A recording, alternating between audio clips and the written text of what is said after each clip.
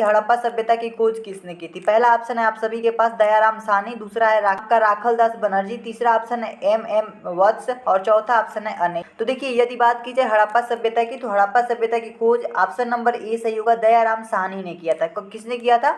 दयाराम साहनी ने हड़प्पा सभ्यता की खोज किया था। तो मोहनजोदड़ो की खोज के बारे में बात की जाएगी तो वहां पे ऑप्शन नंबर बी सही होगा, राखालदास बनर्जी। ठीक है, तो उन्होंने जो है मोहनजोदड़ो की खोज की थी और हड़प्पा सभ्यता की खोज दयाराम साहनी ने की थी। तो इस बात को याद रखिएगा। ठीक है, और ये 1921 में ये खोज हुए थे। ठीक है, आप सभी को पता होना चाहिए। अगले प्रश्न की बात करते हैं। अगला प्रश्न आप सभी के सामने है। प्रश्न संख्या दूसरा है कि वह शासक जिसने एक सच्चे जैन मुनि की तरह उपवास के द्वारा शरीर त्याग दिया कौन था। ठीक है, देखिए प्रश्न कह रहा है कि एक कौन सा शासक था जिसने एक मुनि की तरह से उपवास करके अपने शरीर का त्याग कर दिया था। तो पहला ऑप्शन है आप सभी के पास बिंदुसार, दूसरा ऑप्शन है अशोक, तीसरा ऑप्शन चंद्रगुप्त मौर्य और चौथा ऑप्शन अन्य। तो इनमें से सही ऑप्शन हो जाएगा आपका Chandragupta Maurya. Option number c बिल्कुल सही आंसर हो जाएगा। ठीक है, तो जो चंद्रगुप्त मौर्य थे ये एक सच्चे जैन मुनि की तरह से उपवास करके अपने शरीर का त्याग कर दिए थे। ठीक है, तो ये ऑप्शन आपका बिल्कुल करेक्ट ऑप्शन होगा। अगले प्रश्न की बात करते हैं। अगला प्रश्न आप सभी के सामने है कि तराइन का प्रथम युद्ध,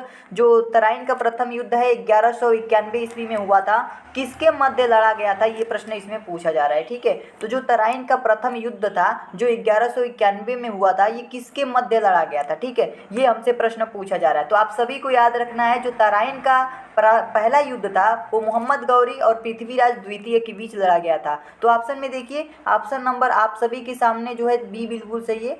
ठीक है, पृथ्वीराज तृतीय है और मोहम्मद गौरी, इन दोनों के बीच जो है ये लड़ाई हुई थी तराइन का प्रथम युद्ध में। ठीक है, तराइन के प्रथम युद्ध में किनके किनके बीच युद्ध हुआ था? मोहम्मद गौरी और पृथ्वीराज तृतीय के बीच। ठीक है, ये ऑप्शन आपका बिल्कुल सही ऑप्शन होगा। अगले प्रश्न की बात करते हैं। अगला प्रश्न आप सभी के सामने विधवा पुनर्विवाह कानून कब बना। ठीक है, ये क्वेश्चन भी बहुत इंपॉर्टेंट है। पहला ऑप्शन आप सभी के पास 1853 ईस्वी में, 1856 ईस्वी में, 1863 ईस्वी में, 1865 ईस्वी में। तो इसमें से कौन सा ऑप्शन सही हुआ? तो आप सभी को याद रखना है जो विधवा पुनर्विवाह कानून है ये 1856 ईस्वी में लागू हुआ था। तो ऑप्शन नंबर जो है बी बिल्कुल करेक्ट आंसर हो जाएगा। ठीक है, अगले प्रश्न की बात करते हैं। अगला प्रश्न आप सभी के सामने 5 नंबर है कि अंग्रेजों ने फूट डालो और शासन करो की नीति कब से अपनाई। ठीक है, फूट डालो और शासन करो की नीति इन्होंने कब से अपनाई थी? तो आप सभी को याद रखना है 1858 ईस्वी के बाद से अंग्रेजों ने फूट डालो और राज करो की नीति अपना ली और हमारे ही देश के नागरिकों के बीच फूट डाल डाल करके लड़वाने लगे और खुद राज करने लगे। ठीक है,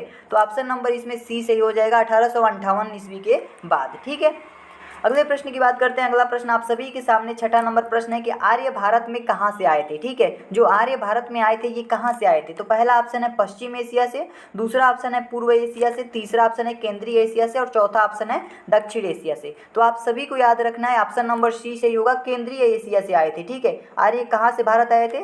केंद्रीय एशिया से भारत आए थे। ठीक है, ये ऑप्शन आपका बिल्कुल सही हो जाएगा। अगले प्रश्न की बात करते हैं। अगला प्रश्न आप सभी के सामने है कि गुप्त समाज की स्थापना किसने की थी। ठीक है, किसकी बात की जा रही है? गुप्त समाज की। ठीक है, तो गुप्त समाज की स्थापना किसने की थी? तो आप सभी को याद रखना है गुप्त समाज की स्थापना जो है चंद्रगुप्त ने की थी। ठीक है, किसने किया था? चंद्रगुप्त ने किया था। तो ऑप्शन नंबर बी बिल्कुल सही हो जाएगा।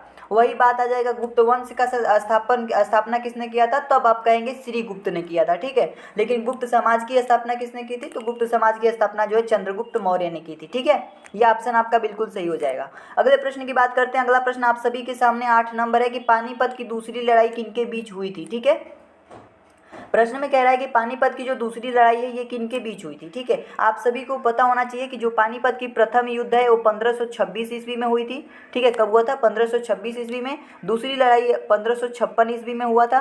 ठीक है, और तीसरी लड़ाई जो है 1761 ईस्वी में हुआ था। कब हुआ था? 1761 ईस्वी में। पानीपत का प्रथम युद्ध जो है 1526 ईस्वी में, द्वितीय 1556 ईस्वी में और तृतीय हुआ था 1761 ईस्वी में। ठीक है, अब इसमें प्रश्न में कह रहा है कि ये किनके किनके बीच जो है दूसरा युद्ध हुआ था। जो 1556 ईस्वी में पानीपत का दूसरा युद्ध हुआ था ये किनके बीच हुआ था, यही हमें बताना है। तो आप सभी को याद रखना है कि अकबर और हेमू के बीच ये युद्ध हुआ था। ऑप्शन नंबर ए बिल्कुल सही हो जाएगा। और आप लोगों के नॉलेज के लिए मैं बता दूं तो ये युद्ध जो हुआ था 1556 ईस्वी में, दूसरा युद्ध पानीपत का, ये अकबर और हेमू के बीच हुआ था और जीत किसकी हुई थी? अकबर की। ठीक है, याद रखिएगा कि अकबर की इसमें जीत हुई थी। ठीक है, अकबर क्या किया था? जीता था। ठीक है, ये ऑप्शन आपका बिल्कुल सही हो जाएगा, पहला ऑप्शन। अगले प्रश्न की बात करते हैं। अगला प्रश्न आप सभी के सामने, मोहम्मद गौरी कहाँ का शासक था? ठीक है, प्रश्न संख्या 9 है कि मोहम्मद गौरी जो था कहाँ का शासक था? पहला ऑप्शन है अफगानिस्तान का, दूसरा है इराक का, तीसरा है पर्शिया का और चौथा है तुर्की का। ठीक है, तो इसमें से कौन सा ऑप्शन सही होगा एक बार आप सभी लोग चैट में लिख देंगे। ठीक है, तो आप सभी को याद रखना है कि ऑप्शन नंबर ए सही हो जाएगा। मोहम्मद गौरी जो था वो अफगानिस्तान का शासक था। कहाँ का शासक था? अफगानिस्तान का। ऑप्शन नंबर ए आप लोगों का बिल्कुल सही हो जाएगा। ठीक है, अगले प्रश्न की तरफ चलते हैं। अगला प्रश्न आप सभी के सामने, मुगल काल में सर्वप्रथम किस शहर में अंग्रेजों ने अपने कारखाने स्थापित किए थे? ठीक है, प्रश्न है कि मुगल काल में सर्वप्रथम किस शहर में अंग्रेजों ने अपने कारखाने स्थापित किए थे? तो पहला ऑप्शन है मद्रास, दूसरा है कलकत्ता, मुंबई और सूरत। कौन सा ऑप्शन सही होगा एक बार आप सभी लोग बताएंगे, कमेंट में लिख दीजिएगा। ठीक है, तो मुगल काल में सर्वप्रथम किस शहर में अंग्रेजों ने अपने कारखाने स्थापित किए थे? तो ऑप्शन नंबर डी बिल्कुल सही हो जाएगा, सूरत में। ठीक है, सबसे पहले जब अंग्रेज आए थे तो अपने कारखाने जो है सूरत में ये लोग स्थापित किए थे। तो ऑप्शन नंबर डी बिल्कुल सही हो जाएगा। ठीक है, 11 नंबर प्रश्न आप सभी के सामने, प्रश्न है कि कर्नाटक संगीत का पितामह किसे कहा जाता है? ठीक है, कर्नाटक संगीत का पितामह जो है किसे कहा जाता है? तो आप सभी लोग याद रखेंगे, कर्नाटक संगीत का पितामह पुरंदर दास को कहा जाता है। ऑप्शन नंबर सी बिल्कुल करेक्ट आंसर होगा। ठीक है, पुरंदर दास को। ठीक है, याद रखिएगा, कर्नाटक संगीत का पितामह जो है पुरंदर दास को बोला जाता है। अगले प्रश्न की बात करते हैं। अगला प्रश्न आप सभी के सामने है कि किसके शासनकाल में प्रथम चीनी यात्री भारत में आया? तो आप सभी को पता होगा कि भारत में आने वाले प्रथम चीनी यात्री का नाम फायान था और वो किसके शासनकाल में आया था? तो पहला ऑप्शन है समुद्रगुप्त के, चंद्रगुप्त प्रथम के, हर्षवर्धन के और चंद्रगुप्त द्वितीय के। ठीक है, तो इसमें सही आंसर हो जाएगा आप सभी का चंद्रगुप्त द्वितीय। ठीक है, ऑप्शन नंबर डी सही हो जाएगा। जो प्रथम चीनी यात्री था वो चंद्रगुप्त द्वितीय के शासनकाल में आया था। ठीक है, भारत कब आया था? चंद्रगुप्त द्वितीय के शासनकाल में। ये ऑप्शन आपका बिल्कुल करेक्ट ऑप्शन हो जाएगा। अगले प्रश्न की बात करते हैं। अगला प्रश्न आप सभी के सामने, निम्नलिखित मुगल शासकों में से किसे प्रिंस ऑफ बिल्डर्स के नाम से जाना जाता है? ठीक है, नाम से पुकारा जाता है। किसे जो है प्रिंस ऑफ बिल्डर्स के नाम से पुकारा जाता है? तो पहला ऑप्शन है अकबर को, बाबर को, शाहजहां को और जहांगीर को। तो इनमें से सही ऑप्शन हो जाएगा आपका ऑप्शन नंबर सी, शाहजहां को। शाहजहां को जो है प्रिंस ऑफ बिल्डर्स के नाम से भी जाना जाता है। तो ये आप बात याद रखिएगा कि इन शासकों में से शाहजहां एक ऐसा शासक है जिसे प्रिंस ऑफ बिल्डर्स के नाम से पुकारा जाता है। ठीक है, ऑप्शन नंबर सी बिल्कुल सही हो जाएगा। अगले प्रश्न की बात करते हैं। अगला प्रश्न आप सभी के सामने, सिख समुदाय के अंतिम गुरु कौन थे? ठीक है, अंतिम गुरु जो है सिख समुदाय के अंतिम गुरु थे गुरु गोविंद सिंह। ठीक है, ऑप्शन नंबर सी में दिख रहा होगा आपको, लिखा हुआ है Guru Gobind Singh. Option number c बिल्कुल करेक्ट आंसर हो जाएगा। ठीक है, तो सिख समुदाय के अंतिम गुरु कौन थे? गुरु गोविंद सिंह थे। अगले प्रश्न की बात करते हैं। अगला प्रश्न आप सभी के सामने, कुचिपुड़ी नृत्य कहाँ आरंभ हुआ था? ठीक है, कुचिपुड़ी जो नृत्य है ये कहाँ आरंभ हुआ था, ये हमसे प्रश्न पूछा जा रहा है। पहला ऑप्शन में है राजस्थान, दूसरा है आंध्र प्रदेश में, कर्नाटक में और पंजाब में। तो सही ऑप्शन हो जाएगा आप सभी का आंध्र प्रदेश। ठीक है, ऑप्शन नंबर बी बिल्कुल सही हो जाएगा। कुचिपुड़ी नृत्य का जो प्रारंभ है आंध्र प्रदेश में हुआ था। ठीक है, ऑप्शन नंबर बी बिल्कुल सही हो जाएगा। अगले प्रश्न की बात करते हैं। अगला प्रश्न आप सभी के सामने, चित्रकला की गांधार शैली का सूत्रपात किसके द्वारा किया गया था? ठीक है, चित्रकला की गांधार शैली का सूत्रपात जो है किसके द्वारा किया गया? पहला ऑप्शन है शैव संप्रदाय, दूसरा है महायान संप्रदाय, हीनयान संप्रदाय और इनमें से कोई नहीं। तो सही ऑप्शन हो जाएगा आप सभी का ऑप्शन नंबर बी, महायान संप्रदाय। आप सभी को पता होगा जिस प्रकार से बौद्ध धर्म होता है, जैन धर्म होता है, उसी तरीके से महायान भी एक धर्म है जिसे कनिष्क ने अपनाया था। ठीक है, आप सभी को पता होगा। तो ऑप्शन नंबर बी बिल्कुल सही हो जाएगा। चित्रकला की गांधार शैली का सूत्रपात जो है महायान संप्रदाय ने किया था। अगले प्रश्न की बात करते हैं। अगला प्रश्न आप सभी के सामने, ताजमहल की डिजाइन तैयार करने वाला वास्तुकार कौन था? ठीक है, कह रहा है कि ताजमहल की जिसने डिजाइन तैयार किया था उस वास्तुकार का नाम क्या था? पहला ऑप्शन है इस्माइल, दूसरा है उस्ताद ईसा, तीसरा है मोहम्मद हुसैन और चौथा है शाह अब्बास। तो इनमें से सही ऑप्शन हो जाएगा ऑप्शन नंबर बी, उस्ताद ईसा जो था ये ताजमहल की डिजाइन करने वाला वास्तुकार था। ऑप्शन नंबर बी बिल्कुल करेक्ट ऑप्शन हो जाएगा आप सभी का। ठीक है, ऑप्शन नंबर बी बिल्कुल करेक्ट हो जाएगा। अगले प्रश्न की बात करते हैं। अगला प्रश्न आप सभी के सामने 18 नंबर है कि बौद्धों के विश्वास के अनुसार गौतम बुद्ध का अगला अवतार किसे माना जाता है? ठीक है, कह रहा है कि बौद्धों के विश्वास के अनुसार, यानी बौद्ध धर्म के मानने वाले जो विश्वास रखते हैं वो क्या कहते हैं, मतलब कि गौतम बुद्ध का जो अगला अवतार होगा किसका होगा? ऑप्शन नंबर पहला है कल्कि का, अत्रेय का, मैत्रेय का और नागार्जुन का। तो इनमें से सही ऑप्शन हो जाएगा आपका ऑप्शन नंबर फर्स्ट, यानी ए वाला ऑप्शन कल्कि का। ठीक है, तो बौद्धों पर विश्वास करने वाले मानते हैं कि गौतम बुद्ध का जो अगला अवतार है वो कल्कि अवतार होगा। ठीक है, ऑप्शन नंबर ए बिल्कुल करेक्ट आंसर होगा। अगले प्रश्न की बात करते हैं। अगला प्रश्न आप सभी के सामने है। सम्राट अकबर ने, प्रश्न क्या है, सम्राट अकबर ने निम्नलिखित में से किस महल का निर्माण फतेहपुर सीकरी में करवाया था। ठीक है, क्या प्रश्न है कि सम्राट अकबर ने निम्नलिखित में से किस महल का निर्माण जो है फतेहपुर सीकरी में हुआ था। तो आप सभी लोग बताएंगे। पहला ऑप्शन है मोती महल, दूसरा है हीरा महल, पंचमहल और रंग महल। तो अकबर ने फतेहपुर सीकरी में जिस महल का निर्माण करवाया था तो उसका नाम था ऑप्शन नंबर सी पंचमहल। ठीक है, तो याद रखिएगा पंचमहल का निर्माण करवाया था फतेहपुर सीकरी में। ठीक है, ऑप्शन नंबर सी बिल्कुल करेक्ट हो जाएगा।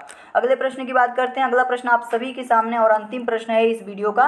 प्रश्न है कि कुतुब मीनार के पास स्थित लौह स्तंभ किस राजा ने बनवाया था। ठीक है, क्या प्रश्न है कि कुतुब मीनार के पास जो स्थित लौह स्तंभ है, कौन सा स्तंभ, लौह स्तंभ जो है, ठीक है, इसे किस राजा ने बनवाया था। तो आप सभी लोग याद रखेंगे। देखिए ऑप्शन दिया गया है चंद्रगुप्त द्वितीय, समुद्रगुप्त, स्कंदगुप्त और रामगुप्त। तो आप सभी को याद रखना है चंद्रगुप्त द्वितीय ने जो है यानी लौह स्तंभ को बनवाया था। ठीक है, याद रखिएगा कि कुतुब मीनार के पास जो लौह स्तंभ है इसे बनवाने वाले थे चंद्रगुप्त द्वितीय। ठीक है, ऑप्शन नंबर फर्स्ट जो है बिल्कुल सही हो जाएगा। पहला क्वेश्चन आप सभी के सामने है। चैनल को सब्सक्राइब नहीं किया तो चैनल को जरूर सब्सक्राइब कर लीजिएगा।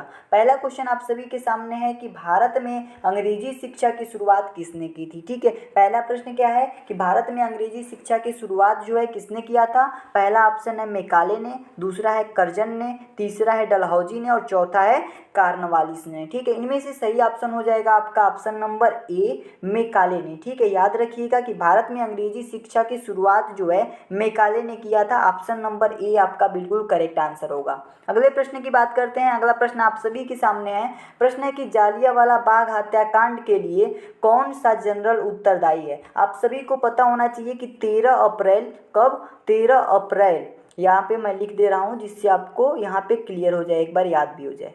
13 अप्रैल 1919 को जालियांवाला बाग हत्याकांड हुआ था, जो कि पंजाब अमृतसर में हुआ था। कहाँ हुआ था, अमृतसर में। ठीक है, तो जालियांवाला बाग हत्याकांड में क्या हुआ था कि बहुत लोग मारे गए थे। ठीक है, तो लोग क्या कर रहे थे, मीटिंग कर रहे थे। जैसे रॉलेट एक्ट उस समय लागू किया गया था तो उससे लेकर के वो लोग मीटिंग कर रहे थे। ठीक है, 13 अप्रैल 1919 ईस्वी को जालियांवाला बाग हत्याकांड हुआ था और इसके लिए उत्तरदायी कौन था, कौन सा जनरल ने आदेश दिया था कि वहाँ पे गोलियां चलाई जाए और लोगों को भून दिया जाए। किसने दिया था आदेश। पहला ऑप्शन है आप सभी के पास जनरल विलियम बेटिंग ने, जनरल माउंटबेटन ने, जनरल डायर ने और जनरल डलहौजी ने। तो इनमें से सही ऑप्शन हो जाएगा आपका option number c General Dyer ने।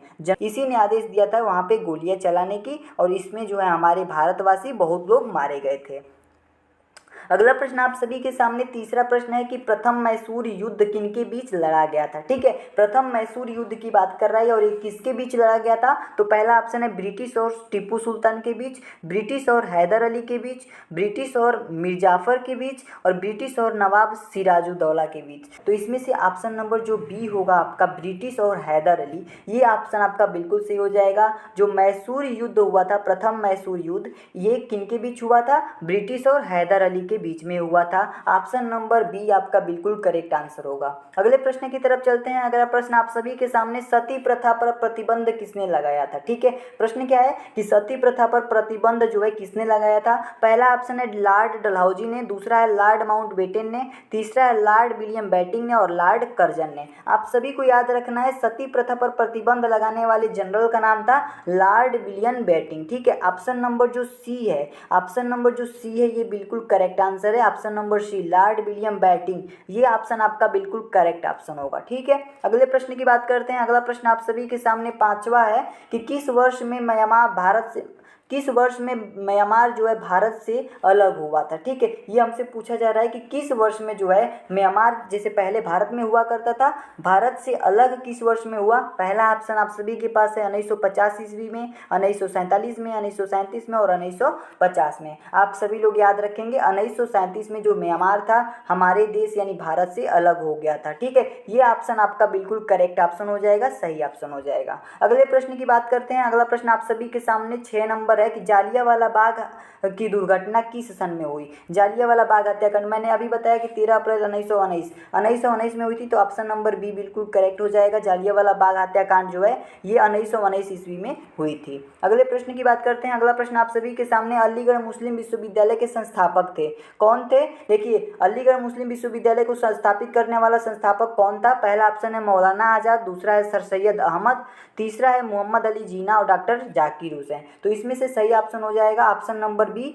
सर सैयद अहमद। ठीक है, तो अलीगढ़ मुस्लिम विश्वविद्यालय की स्थापना किसने की थी? सर सैयद अहमद ने की थी। ऑप्शन नंबर बी आपका बिल्कुल करेक्ट आंसर हो जाएगा। अगले प्रश्न की तरफ चलते हैं। अगला प्रश्न आप सभी के सामने 8वां है कि चौरी चौरा कांड किससे संबंधित है? चौरी चौरा जो कांड हुआ था ये किससे संबंधित है, ये आप सभी को बताना है। ठीक है, पहला ऑप्शन है असहयोग आंदोलन से, दूसरा है सविनय अवज्ञा आंदोलन से, तीसरा है स्वदेशी आंदोलन से और चौथा है जालियांवाला बाग हत्याकांड से। ठीक है, तो ये किससे संबंधित है? तो आप सभी को याद रखना है जो चौरी चौरा कांड है ये असहयोग आंदोलन से संबंधित है। पहला ऑप्शन आप याद रखिएगा। ठीक है, जब भी ऐसा प्रश्न आएगा आप कह दीजिएगा कि असहयोग आंदोलन से ये संबंधित है। ठीक है, अगले प्रश्न की बात करते हैं। अगला प्रश्न आप सभी के सामने 9 नंबर है कि प्रथम विश्व युद्ध के दौरान भारत में लोकप्रिय होने वाला आंदोलन कौन था? ठीक है, जब प्रथम विश्व युद्ध चल रहा था तो उस समय भारत में कौन सा आंदोलन लोकप्रिय हुआ था?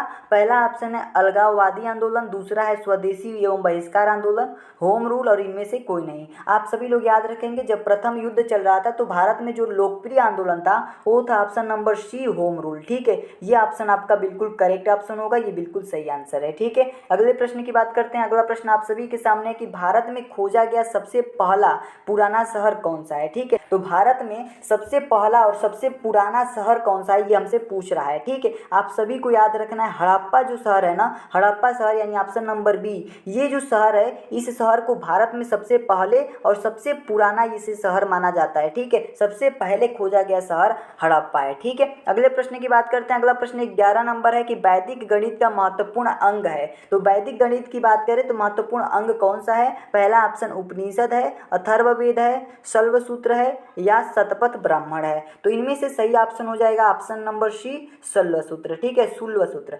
ऑप्शन नंबर सी आपका बिल्कुल करेक्ट आंसर हो जाएगा। वैदिक गणित का महत्वपूर्ण अंग है शूल्वसूत्र। ऑप्शन नंबर जो सी है बिल्कुल करेक्ट आंसर हो जाएगा। अगले प्रश्न की बात करते हैं। अगला प्रश्न आप सभी के सामने 12 नंबर प्रश्न है कि किस वेद में प्राचीन वैदिक युग की संस्कृति के बारे में सूचना दी गई है? ठीक है, किस वेद में जो है किस वेद में जो है प्राचीन वैदिक युग की संस्कृति की सूचना दी जाती है? तो पहला ऑप्शन है ऋग्वेद में, उसके बाद है सामवेद में, फिर है अथर्ववेद में और इनमें से कोई नहीं। तो आप सभी लोग याद रखेंगे ऋग्वेद एक ऐसा वेद है जिसमें प्राचीन वैदिक युग की संस्कृति के बारे में सूचना मिलती है। तो ऑप्शन नंबर ए सही होगा, ऋग्वेद। ठीक है, तो कौन सा वेद है? ऋग्वेद है। अगले प्रश्न की बात करते हैं। अगला प्रश्न आप सभी के सामने, वेदों की संख्या कितनी है? ये हमसे पूछा जा रहा है कि वेदों की संख्या कितनी है। आप सब लोग आंख बंद करेंगे, ऑप्शन नंबर बी पर टिक करेंगे, 4 है। ठीक है, वेदों की संख्या कितनी है? 4 है। कौन कौन से? ऋग्वेद है, यजुर्वेद है, सामवेद है और अथर्ववेद है। ठीक है, ये 4 हमारे पास वेदों की संख्याएं हैं। अगले प्रश्न की बात करते हैं। अगला प्रश्न आप सभी के सामने 14 नंबर है कि भारतीय संगीत का आदि ग्रंथ किसे कहा जाता है? क्या प्रश्न है कि भारतीय संगीत का आदि ग्रंथ जो है किसे कहा जाता है? पहला ऑप्शन है सामवेद को, दूसरा है ऋग्वेद को, तीसरा है अथर्ववेद को और चौथा है यजुर्वेद को। कौन सा ऑप्शन सही होगा एक बार सभी लोग कमेंट में जरूर लिख देंगे। भारतीय संगीत का आदि ग्रंथ किसे कहा जाता है? तो आप सब लोग याद रखेंगे सामवेद को जो है भारतीय संगीत का आदि ग्रंथ कहा जाता है। ऑप्शन नंबर ए आपका बिल्कुल करेक्ट आंसर हो जाएगा, सामवेद। ठीक है, सामवेद को जो है भारतीय संगीत का आदि ग्रंथ कहा जाता है। अगला प्रश्न आप सभी के सामने है कि ऋग वैदिक आर्यों का मुख्यालय क्या था? ठीक है, क्या कह रहा है कि ऋग वैदिक आर्यों का जो मुख्यालय था वो मुख्य व्यवसाय था वो क्या था? अगला प्रश्न प्रश्न नंबर 15 है कि ऋग वैदिक आर्यों का मुख्य व्यवसाय क्या था? ठीक है, तो जो ऋग वैदिक आर्य थे इनका मुख्य व्यवसाय क्या था ये हमसे पूछा जा रहा है। पहला ऑप्शन है कि शिक्षा, दूसरा है पशुपालन, कृषि और व्यवसाय। तो इनमें से सही ऑप्शन हो जाएगा आपका ऑप्शन नंबर बी, पशुपालन था। ठीक है, तो ऋग वैदिक आर्यों का मुख्य जो व्यवसाय था वो था पशुपालन। ऑप्शन नंबर बी आपका बिल्कुल करेक्ट आंसर हो जाएगा। अगला प्रश्न आप सभी के सामने है 16 नंबर प्रश्न है कि कृष्ण भक्ति का प्रथम और प्रधान प्रधान ग्रंथ कौन सा है। ठीक है, कृष्ण भक्ति का प्रथम और प्रधान ग्रंथ कौन सा है, तो कृष्ण नाम ही आ गया है कृष्ण, तो आप समझ जाइएगा श्रीमद् भागवत गीता की बात हो रही है। तो कृष्ण भक्ति का जो प्रथम और प्रधान ग्रंथ है वो है Shrimad Bhagavad Gita. Option number c बिल्कुल करेक्ट आंसर हो जाएगा। अगले प्रश्न की बात करते हैं। अगला प्रश्न आप सभी के सामने, ऋग्वेद में संपत्ति का प्रमुख रूप क्या है। संपत्ति का, ठीक है, तो ऋग्वेद में संपत्ति का प्रमुख रूप क्या बताया गया है। पहला है भूमि, दूसरा है गोधन, तीसरा है गोधन और भूमि, और इनमें से कोई नहीं।